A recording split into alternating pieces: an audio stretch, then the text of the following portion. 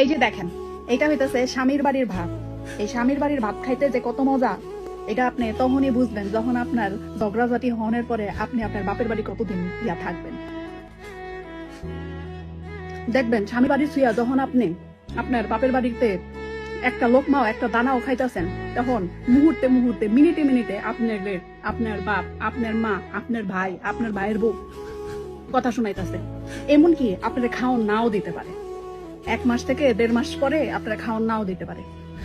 খোসা, কত রকমের যে খোসা আপনি খাইবেন, ওই খোসা খাওয়ানোর থেকে স্বামীর বাড়ির ভাত খাওয়ানো অনেক ভালো। স্বামীর বাড়ির ভাত অনেক সম্মানের। এই ভাত আপনাকে যেই সম্মান দিবে, এই সম্মান আপনারে কোনো কিছু আইনা দিতে পারবো না।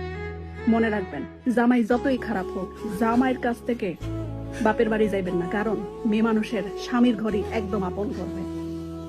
বাপের বাড়ির ঘর আপন কোনোদিন হয় না। স্বামী যত খারাপই হোক, স্বামী আপনারা দেখবো, স্বামী আপনার ভাত কাপড়ের ব্যবস্থা করবো। বাপ মা আর ভাই, ভাইয়ের বউ, বোন কোনোদিনও করবো না। এর লিগা স্বামীর বাড়িতে থাকেন, স্বামীর বাড়ির ভাত খান। সম্মানের, স্বামীর বাড়ির ভাত সম্মানের, মনে রাখবেন।